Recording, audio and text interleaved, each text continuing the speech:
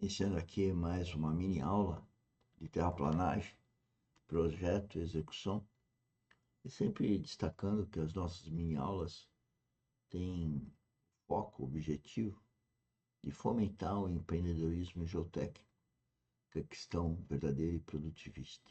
Que é isso? Pegar 35 anos, um pouco mais, de experiência que a gente tem nessa área e passar gratuitamente, através das mini aulas e outras atividades da academia, como mini treinamento diário, os 20 cursos que nós temos, gravados e online, de tal sorte a que as pessoas possam dispor facilmente desses conhecimentos, das normas, da boa prática e implementar isso nos seus empreendimentos. Isso está ao alcance de todos, todos os engenheiros de obra, de projeto, prefeitura, órgãos públicos de uma forma geral, área pública, área jurídica, administração. Por quê? Sempre que tem um tema, conhecimentos que a gente está passando aqui são fundamentais. Nós temos uma playlist chamada Mini Aula Terraplanagem, que é essas gravações. E também tem uma que é o que eu gravo, um vídeo,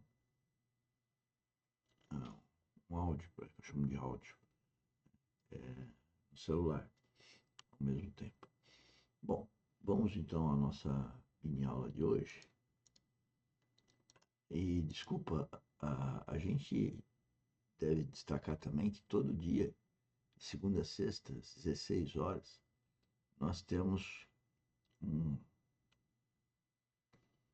um mini treinamento não, um workshop gratuito. Então você na descrição do vídeo, que está aí a primeira, é o grupo do WhatsApp. A partir do grupo do WhatsApp você marca uma reunião comigo e eu te oriento no nosso trabalho aqui. Nosso, seu, meu, para quem quer desenvolver projetos de terraplanagem, os congênitos, né? Bom, aqui eu estou falando hoje nessa mini aula sobre as fases do solo. Nesse livro é destacado que o solo, então, tem três partes: as partes sólidas e os vazios formados pelas partes sólidas, que são os grãos, e os vazios dos grãos. E nesse vazio, nós vamos ter um volume ocupado por ar e ou água, chamado também de vazios. Essas constituem as três fases do solo, e a quantidade relativa de cada uma delas determina o comportamento do solo. Então, isso é uma coisa tão óbvia para mim, que estudo isso há mais de 40 anos, mas uma coisa tão sutil, tão importante. Estas constituem as três fases do solo, e a quantidade relativa de cada uma delas determina o seu comportamento. Na engenharia, a gente vê em geotécnica essas três fases. Está lá os grãos, né? Está lá os sólidos, os grãos. Está os vazios, que podem ter água, ou o ar. Né? Então é fundamental você ter essa imagem. Né? E esse passagem, essa figurinha, eu fiz, acho que quase 50 anos atrás. E o que é importante nisso? Importante é que esses grãos, eles se tocam, e é eles que configuram, né, a tensão efetiva. Quando você tem os dois pulsos que tocam um outro, que é a tensão efetiva de um com o outro, né? O resto são vazios, que podem ter água e ter ar. E essa composição de água e ar no vazio também acaba influenciando essa tensão efetiva, né?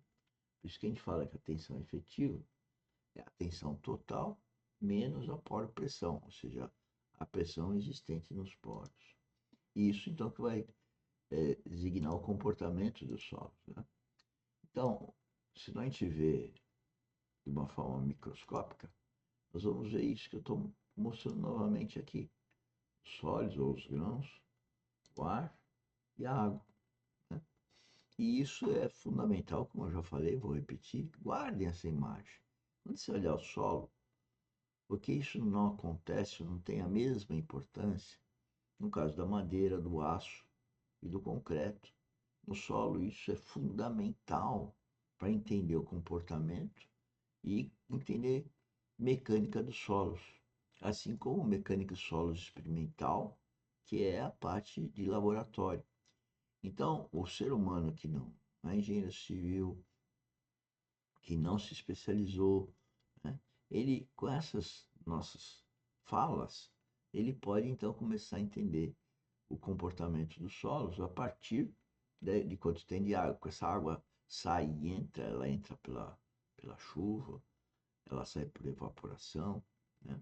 E também ela entra por uma inundação que vem de baixo para cima, com o altear, a elevação do nível d'água. Tá? Então, a umidade, que é a quantidade de, de água dividida pela quantidade em peso, né? O peso de água dividido pelo peso dos grãos vai conferir o que nós chamamos de umidade. Tá? E essa variação da umidade, ela muda o comportamento do solo, porque pode mudar as tensões efetivas. Tá? E como eu falei, a água que vem de baixo para cima, ela causa um fluxo de água por esses vazios, né? E isso a terra e as duas coisas afetam, como eu já disse, a tensão efetiva. Né? Isso é fundamental, guardem isso. Quais são os elementos do solo, então? Né? Com esses elementos do solo, que é a parte gasosa, líquida, sólida, os grãos, né? Você pode dividir isso por, por, pelos pesos de cada uma dessas partes, desculpa, volumes aqui desse lado, né? Volume total, volume dos vazios, volume dos sólidos. Do outro lado você tem o peso. O peso gasoso é praticamente zero, a parte líquida e a sólida. Então está aqui. O peso praticamente zero, o peso da água e o peso dos sólidos. Com esses elementos, você vai ter o que nós chamamos, na nossa área de especialização, dos índices físicos. E os índices físicos são a primeira coisa que a gente calcula no laboratório, né? Que é o peso específico natural, o peso específico dos grãos e a umidade. Com esses três índices físicos que são obtidos em laboratório, que deve ser o primeiro ensaio quando entra uma amostra em laboratório, ou se faz uma amostra, quando se faz a simulação de um aterro em laboratório, nós queremos saber essas três propriedades, três índices. E com esses três índices, então, a gente pode calcular os demais, grau de saturação, porosidade,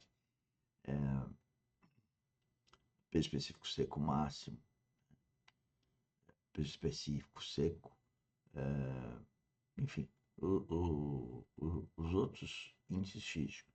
E todos eles acabam procurando indicar o comportamento dos solos. E assim também a gente pode comparar solos. Porque quando a gente olha os solos, a gente fala, são iguais ou são iguais. E isso daí é uma linguagem muito pobre para os solos, para a especificidade nossa. Quando olha para o solo, a gente pode falar que visualmente eles são parecidos, ou não são parecidos, ou quantos são parecidos. Né? O que importa são os índices físicos desses solos. Aí nós vamos dizer que indica, como os indicativos de comportamento são iguais, que os solos, então, são semelhantes, iguais. Né? E isso é muito importante quando a gente caracteriza ah, as camadas que possam ser representadas num perfil geológico geotécnico, que a gente fala em outras mini-aulas. Quer dizer, é fundamental você conhecer os índices físicos, é fundamental tirar amostras deformadas e indeformadas daquela camada, de tal sorte a poder determinar o peso específico do solo em laboratório, o peso específico dos grãos, que vai dar o peso do grão, e o teor de umidade. E com esses demais índices físicos, então, poder aí ver a semelhança das diversas porções de solo e juntá-las no mesmo universo estatístico que a gente chama de camadas. Tá bom? E, de novo, por favor, fique à vontade para marcar os workshops com a gente, tá bom?